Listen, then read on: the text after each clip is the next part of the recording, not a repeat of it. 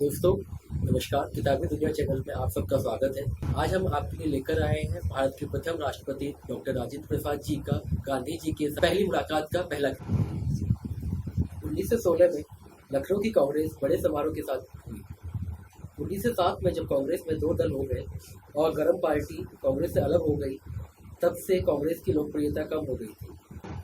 उसके सालाना जलसों में भी कम लोग आया करते थे। यहाँ तक कि 1912 में जब पटना में कांग्रेस हुई, प्रतिनिधियों की संख्या बहुत कम थी।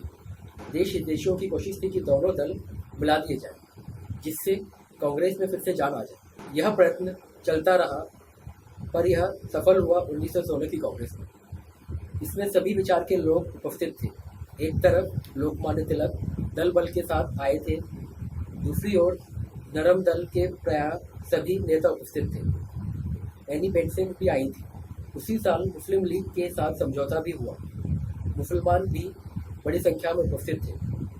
महात्मा गांधी भी इस कांग्रेस में आए थे। वह 1915 में ही दक्षिण अफ्रीका से लौटकर सारे देश में भ्रमण करते रहे, पर इस कांग्रेस में वह किसी प्रस्ताव पर बोले नहीं। बिहार के भी प्रतिनिधि अच्छी संख्या में लखनऊ पहुंचे थे। उनमें कुछ लोग चंपारण के थे, जिनमें एक देहाती किसान राजकुमार शुक्ल थे।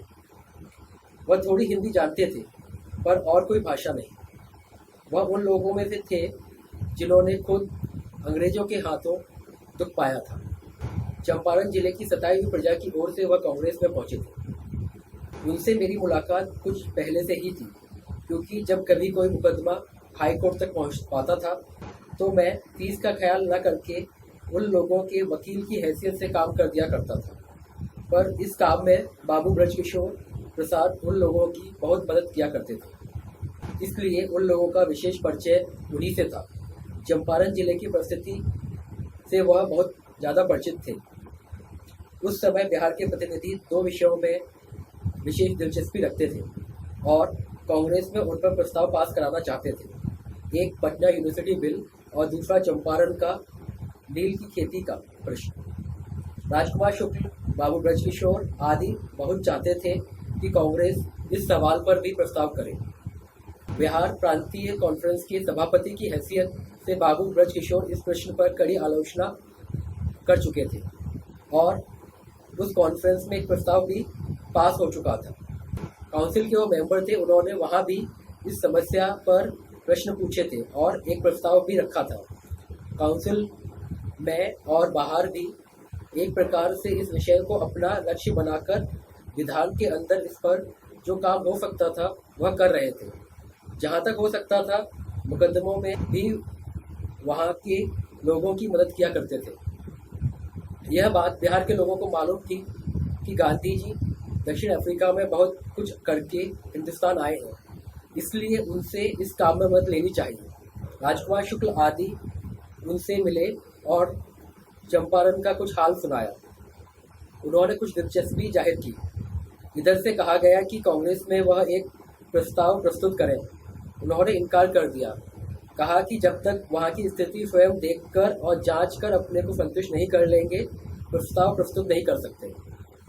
जोर देने पर उन्होंने कहा कि वहाँ जाकर स्थिति देखने के लिए वह तैयार है और कुछ दिनों के बाद वहाँ जाएंगे भी। कांग्रेस में प्रस्ताव बाबू ब्रजकिशोर ने उपस्थित किया।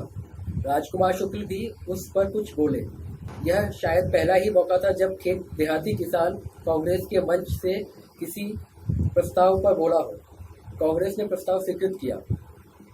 जब बिहार के प्रतिनिधि बाबू ब्रजकिशोर के साथ गांधी जी के पास गए थे, तब मैं उनके साथ नहीं था। यह किस्सा मैंने पीछे सुना। मैं गांधी जी के बारे में बहुत जानकारी नहीं रखता था। दक्षिण अफ्रीका में उन्होंने जो कुछ किया था उसकी जानकारी भी थोड़ी ही रखता था। केवल इतना ही जानता था कि उन्होंने दक्षिण अफ्रीका में कोई बड़ा और अच्छा काम किया है। यह नहीं जानता था कि वह देश के नामी नेताओं की तरफ एक बड़े नेता है। राजकुमार शुक्ल ने ना मालूम क्यों उन पर इतना विश्वास किया और उनके पास पहुंचकर उन्होंने चंपारण आने के लिए राजी कर लिया। लखनऊ कांग्रेस के कुछ दिनों बाद गांधी जी कलकत्ते आए। उन्होंने राजकुमार शुक्ल को पत्र लिखा कि कलकत्ते में मुझसे मिलो, वहाँ से हम दोनों साथ ही चंपारण चलेंगे। देहात में पत्र देर करके पहुंचा। राजकुमार शुक्ल के पास पत्र पहुंचने के पहले गांधी जी कलकत्ते से वापस आ गए। राजकुमार शुक्ल ने फिर पत्र लिखा। गांधी जी ने उत्तर दिया कि अखिल भारतीय कांग्रेस कमेटी की बैठक कलकत्ते में होगी, वह उस बैठक में उपस्थित होंगे। राजकुमार शुक्ल को वहीं उनसे भेंट करना चाहिए। मैं भी उस बैठक में उपस्थित था। इत्तेफाक से मैं गांधी जी के बगल में बैठा था, पर मुझे यह मालूम नहीं था कि राजकुमार शुक्ल से उनका पत्र व्यवहार हुआ है और वह वहां से बिहार आने वाले हैं। अपनी आदत से मजबूर मैं किसी से जबरदस्ती या आगे बढ़कर जान पहचान नहीं करना जानता। मैंने गांधी जी से ना कुछ पूछा और ना एक शब्द भी मैं बोला। उस कमेटी में लोगों ने और विशेषकर प्रेसिडेंट श्री अंबिकाचरण मुजुमदार ने बहुत जोर दिया कि गांधी जी कांग्रेस के मंत्री हो जाएं, पर गांधी जी ने इनकार कर दिया। मैं बैठे बैठे देखता रहा। कभी कभी मैं यह सोचता था कि जब लोगों का इतना आग्रह है तो इनकार करना मुनासिब नहीं है, पर मैं कुछ बोल नहीं सकता था। कमेटी का काम खत्म होने पर गांधी जी बाहर निकले। राजकुमार शुक्ल उनका इंतजार कर रहे थे। उसी रात राजकुमार शुक्ल के साथ सीधे पटना चले आए। मैं कुछ देर करके बाहर आया, इसलिए उन लोगों से मुलाकात नहीं हुई।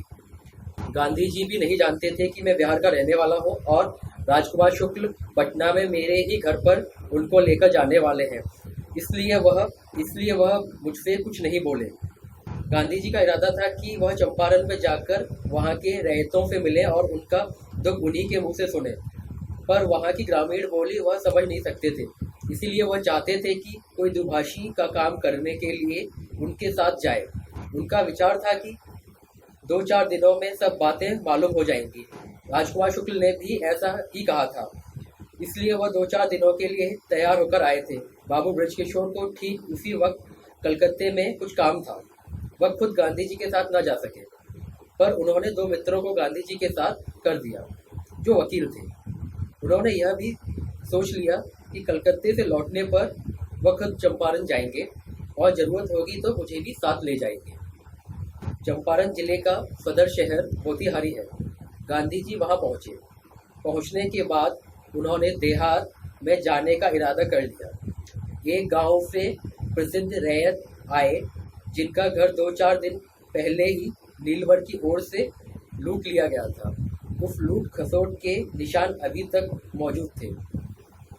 उन्होंने आकर सारा किस्सा कहा। गांधी जी वहां जाना चाहते थे। रास्ते में ही कलेक्टर का हुक्म पहुंचा कि आप जिला छोड़कर चले जाएं। उन्होंने जिला छोड़ने से इनकार कर दिया। वह आदेश की अवहेलना के मुकदमे का इंतजार करने लगे। उसी दिन यह मालूम हो गया कि मुकदमा चलेगा। इस घटना के वक्त मैं बाहर गया था। वहां से लौटने पर गांधी जी से मेरा पहली बार उनसे संपर्क हुआ।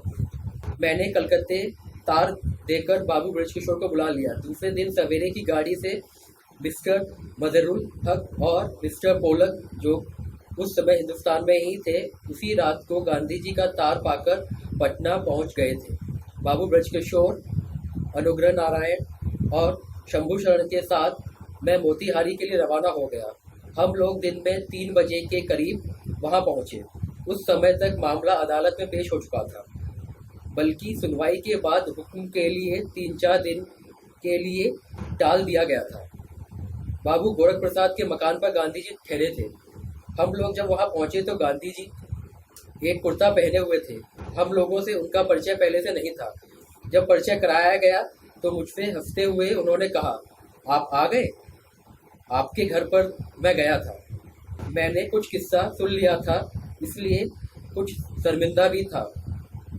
उन्होंने जो कुछ कचहरी में हुआ था सब कह सुनाया। गांधी जी को पहले पहल देखकर मेरे ऊपर कोई खास असर नहीं पड़ा। मैं चंपारण का हाल थोड़ा बहुत जानता था। सोचा था कि जो कुछ काम होगा वह कर दिया जाएगा। स्वप्न में भी कभी यह प्रश्न मन में नहीं आया था कि हमें जेल जाना पड़ेगा। गांधी जी ने सब बातें कहकर हमसे कहा कि अपने साथ बाबू धनीधर और बाबू रामनवमी से और सब बातें सुन लीजिए। इतना कहकर वह मिस्टर पोलक से बातें करने लगे। हम लोगों ने उन दोनों भाइयों से विस्तार पूर्वक सारा हाल सुना। मालूम हुआ कि गांधी जी प्रायः रात भर जागकर वायसराय तथा नेताओं के पास भेजने के लिए पत्र लिखते रहते हैं और कचहरी के लिए अपना बयान भी उन्होंने रात में ही तैयार कर लिया था। उन दोनों से जो दुभाषिया का काम करने के लिए आए थे, गांधी जी ने पूछा था कि मेरे कैद हो जाने के बाद आप लोग क्या करेंगे। वे लोग प्रश्न की गूढ़ता को शायद पूरा समझ ना सके थे। बाबू धनीधर ने मजाक में कह दिया था कि आपके कैद हो जाने के बाद दुभाषिया का काम समाप्त हो जाएगा, हम लोग अपने अपने घर चले जाएंगे। यह सुनकर गांधी जी ने प्रश्न किया, और इस काम को ऐसे ही छोड़ देंगे। इस पर उन लोगों को कुछ सोचना पड़ा। बाबू धनीधर जो बड़े थे उत्तर दिया, वह जांच का काम जारी रखेंगे और जब उन पर भी सरकार की ओर से नोटिस हो जाएगी तो वह चूंकि जेल जाने के लिए तैयार नहीं है, खुद तो चले जाएंगे और दूसरे वकील को भेजेंगे जो जांच का काम करेंगे, और उन पर भी नोटिस हुई तो वह भी चले जाएंगे और पीछे तीसरी टोली आएगी। इस प्रकार काम जारी रखा जाएगा। यह सुनकर गांधी जी को कुछ संतोष हुआ, पर पूरा नहीं। उन लोगों को भी संतोष न हुआ। वे लोग रात को सोचते रहे कि आदमी न मालूम कहाँ से आकर यहाँ के रहितों के लिए कष्ट दूर करने जेल जा रहा है, और हम लोग जो यहाँ के रहने वाले होकर रहितों की मदद का दम भरा करते हैं, इस तरह घर चले जाएं, यह अच्छा नहीं मालूम होता।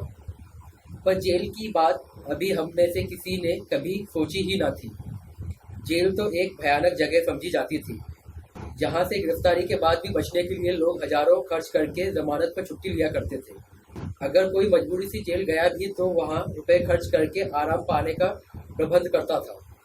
और यह आदमी जो दक्षिण अफ्रीका में इतना काम कर आया है, इन अनजान किसानों की खातिर सब कष्ट सहने के लिए तैयार है। ऐसी दशा में भी हम घर चले जाएं, यह कैसे हो सकता है।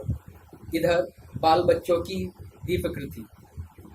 रात भर सोच विचार करने के बाद दूसरे दिन जब गांधी जी के साथ ये लोग कचहरी जा रहे थे, इनकी भावनाएं उमड़ पड़ी।